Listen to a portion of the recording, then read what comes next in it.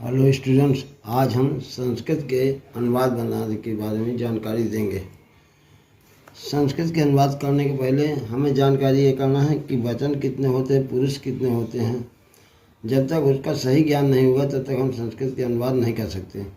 संस्कृत में तीन तीन पुरुष होते हैं, प्रथम पुरुष, मध्यम पुरुष, उत्तम पुरुष, और तीन वचन होते हैं, एक वचन, द्विवचन और बहुवचन। पहला नियम है कि कर्ता जिस पुरुष जिस वचन का हो, क्रिया उसी पुरुष और उसी वचन की होगी। तो आज सबसे पहले हम वर्तमान काल लट लकार के ट्रांसलेशन करना सीखेंगे। तो देखिए, पहले हम लट लकार के रूप लिखे देते हैं, फिर समझाते हैं। लट लकार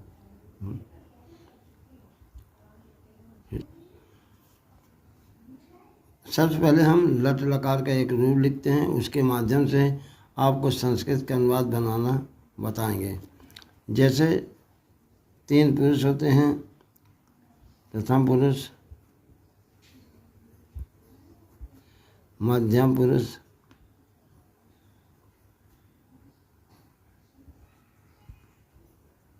और उत्तम पुरुष।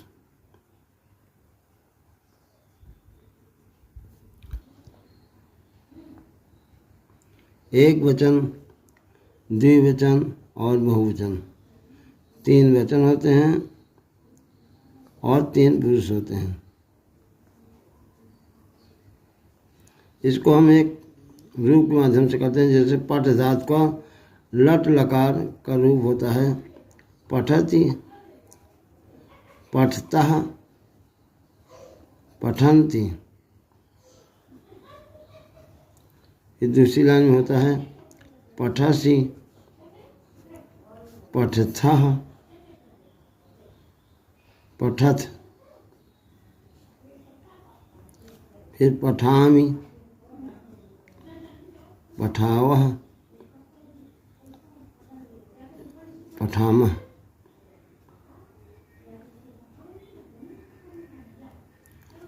तो लट लकार पठ धातु प्रथम पुरुष एक वचन में पठति, द्विवचन में पठता, बहुवचन में पठन्ति। इसी तरह मध्यम पुरुष में एक वचन में पठसि, द्विवचन में पठता, बहुवचन में पठत, और उत्तम पुरुष में प्रथम मतलब एक वचन में पठामि, द्विवचन में पठावः और बहुवचन में पठामः होता है। प्रथम पुरुष के अंतर्गत सा तौते आता है। सा प्रथम पुरुष का एक वचन है, तव प्रथम पुरुष का द्विवचन है और ते प्रथम पुरुष का बहुवचन है। किसी का नाम भी प्रथम पुरुष के अंतर्गत ही आएगा। मध्यम पुरुष में त्वम यूयाम यूयम आता है। त्वम एक वचन, यूयाम द्विवचन और यूयम बहुवचन। इसी तरह अहम आवाम वयम ये उत्तम पुरुष से आता है। अहम उत्तम पुरुष का एक वचन, आवाम उत्तम पुरुष का द्विवचन और वयम उत्तम पुरुष का बहुवचन।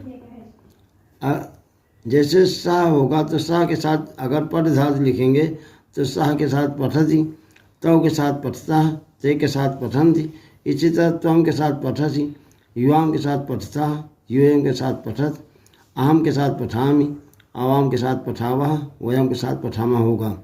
इसे हम कुछ उदाहरण के माध्यम से लिखते हैं। जैसे वह पुस्तक पढ़ता है। तो सबसे पहले वह की अंग्रेजी संस्कृत लिखेंगे। वह की संस्कृत होती सह, पुस्तक की पुस्तकम, और सह प्रथम पुरुष एक वचन है, इसलिए पठ धातु के प्रथम पुरुष एक वचन की क्रिया पठति होगी, इसलिए सह पुस्तकम पठति इसका अनुवाद होगा। जैसे कह दिया जाए तुम जल पीते हो, तो तुम की संस्कृत त्वम, जल की जलम, और त्वम के साथ त्वम के रूप में जैसे पठ धातु में पठसी होता है तो पा धातु पीने वाले में पीवसी होगा। जैसे त्वम के साथ पठसी, इसी तरह त्वम के साथ पीने की संस्कृत पीवसी।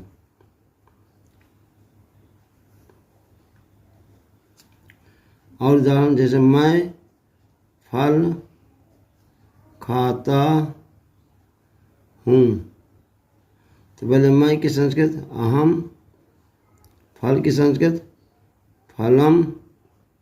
अब जैसे अहम के साथ पठामी होता है, चार्ट में देखो जैसे उत्तम पुरुष में अहम के साथ पठामी है, इसी तरह खाने के लिए अहम के साथ खादामी आएगा। तो अहम फलम खादामी, इसका संस्कृत में ट्रांसलेशन या अनुवाद हो जाएगा। इसी तरह जैसे वे दोनों लिखा है, वे दोनों